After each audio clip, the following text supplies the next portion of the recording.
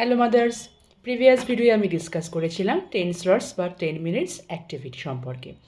আজকে খুব সহজভাবে বুঝিয়ে দিচ্ছি। ধরুন আপনারা দুজনেই husband and wife working professional. সেক্ষেত্রে 9 o'clock থেকে যদি আপনি আপনার ওয়ার্ক স্টার্ট করেন, তাহলে 11 o'clock আপনি হয়তো একটা 10 মিনিটসের ব্রেক নেবেন।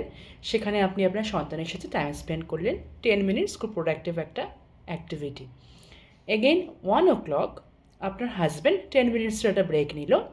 সেখানে তিনি তার সন্তানের সাথে কোনো একটা প্রোডাক্টিভ অ্যাক্টিভিটি শেয়ার করলেন। এগেইন 3 o'clock আপনি একটা ছোটো ব্রেক নিয়ে তার সাথে 10 মিনিটসের কোনো প্রোডাক্টিভ অ্যাক্টিভিটি করতে পারেন। তাহলে কি হচ্ছে, সারাদিনে 10 বার 10 মিনিটের জন্য আপনি আপনার সন্তানের সাথে টাইম স্পেন্ড করছেন এবং সেটা সারাদিনে 1 hour 40 মিনিটস হচ্ছে, এবং that is more than enough আপনার সন্তানের সাথে টাইম স্পেন্ড করার জন্য প্রোডাক্টিভভাবে।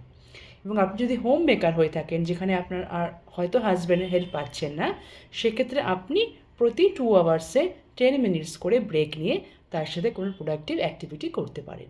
কী ধরনের অ্যাক্টিভিটি করতে পারেন সেগুলো আমি নেক্সট ভিডিও আলোচনা করব। নানা ধরনের অ্যাক্টিভিটি হয়ে থাকে, এবং চেষ্টা করবেন যেন সেটা 10 থেকে 15 মিনিটসেরই হয়, কারণ আমাদের বাচ্চারা বা সন্তানরা খুব বেশি অ্যাটেনশন দিতে পারে না, তাদের শর্ট স্প্যান থাকে।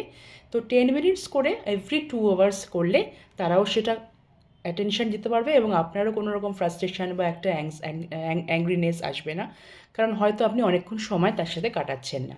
তো সারাদিনে 10 মিনিটস করে 10 টাইমস যদি আপনি স্পেন্ড করেন, তাহলে আপনার সন্তান প্রোডাক্টিভভাবে কিছু শিখতেও পারবে আপনার থেকে, এবং আপনারও তার সাথে সম্পূর্ণভাবে টাইম স্পেন্ড করা হবে। এটা খুব সুন্দর একটা অ্যাক্টিভিটি, এটার নাম 10 স্লটস বা 10 মিনিটস ইচ।